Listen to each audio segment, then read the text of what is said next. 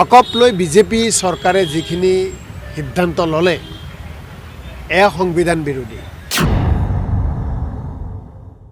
বিজেপিৰ প্ৰতিশ্ৰুতি ৰক্ষা কৰিব পৰা নাই। মই এই মুহূৰ্তত পঞ্চায়ত নিৰ্বাচনলৈ ব্যস্ত হৈ আছোঁ। যোৱাকালি এপেছ বেংকৰ দুৰ্নীতিৰ বিৰুদ্ধে তদন্ত বিচাৰি অসম প্ৰদেশ কংগ্ৰেছ কমিটিয়ে সেৱাদল, যুৱ কংগ্ৰেছ, মহিলা কংগ্ৰেছক লগত লৈ আমি প্ৰতিবাদ কৰিলোঁ। গতিকে মই এইবিলাক কামতহে ব্যস্ত, বাকী কথাবিলাকত মোৰ হাতত কোনো তথ্যও নাই বা মই খবৰো ৰখা নাই। কংগ্ৰেছৰ বিভিন্ন প্ৰান্তত কিন্তু পঞ্চায়তৰ কেণ্ডিডেট ওলোৱা নাই। নাই, নিশ্চিতভাৱে 100% কেণ্ডিডেট ওলাব আৰু কংগ্ৰেছ দলে পঞ্চায়ত নিৰ্বাচন সকলো নেতা কৰ্মীৰ পূৰ্ণ সহযোগিতাত ৰাইজৰ আশীৰ্বাদেৰে আমি নিৰ্বাচনী যুঁজ দিম। কেনে হ'ব বুলি ভাবিছে ফলাফল? ভাল হ'ব। চাওক, ৰাইজে বিজেপিক কিয় ভোট দিছিল? মূল্যবৃদ্ধি ৰোধ কৰাৰ কাৰণে। ৰাইজে বিজেপিক কিয় ভোট দিছিল?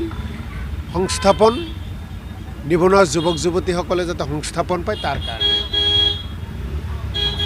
এতিয়া আপুনি মূল্য না ৰোধ কৰিব পাৰিলে না নিবনুৱা যুৱক যুৱতীক সংস্থাপন দিব পাৰিলে। কৃষকৰ আয় দুগুণ কৰাৰ কথা কৈছিল, দুগুণটো দূৰৰ কথা, কৃষকৰ অৱস্থা আগতকৈ বেয়াহে হৈছে। ঠিক এনেকুৱাভাৱে যদি আপোনালোকে দেখে বিজেপিৰ প্ৰতিশ্ৰুতি ৰক্ষা কৰিব পৰা নাই, ৰাইজ বিজেপিৰ ওপৰত অসন্তুষ্ট, নাৰাজ। গতিকে পঞ্চায়ত নিৰ্বাচনত বিজেপিয়ে অসমবাসীৰ লগত কৰা প্ৰতাৰণাৰ বিৰুদ্ধে কংগ্ৰেছ দলৰ প্ৰাৰ্থীসকলক ভোট দিব বুলি আমি আশাবাদী। আপোনালোক সাজু হৈছে? সম্পূৰ্ণভাৱে সাজু। আমাৰ নমিনেশ্যন প্ৰক্ৰিয়া ইতিমধ্যে চলি আছে। নমিনেশ্যন বিভিন্ন ঠাইত হয়তো আজিৰ পৰা কালিৰ পৰা পূৰ্ণদমে আৰম্ভ হ'ব। চাওক, অকপ ইতিমধ্যে ৰাষ্ট্ৰপতি ডাঙৰীয়ানীয়েও চিলমোহৰ মাৰিলে, অত্যন্ত দুৰ্ভাগ্যজনক।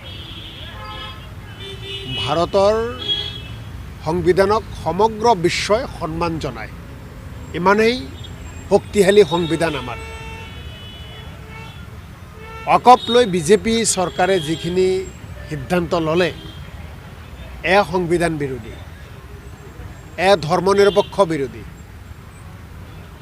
তেওঁলোকৰ যি উদ্দেশ্যত অকপৰ ওপৰত হস্তক্ষেপ কৰিছে, অকপ সম্পত্তিৰ ওপৰত আইন প্ৰণয়ন কৰি, এয়া যথেষ্ট দুৰ্ভাগ্যজনক।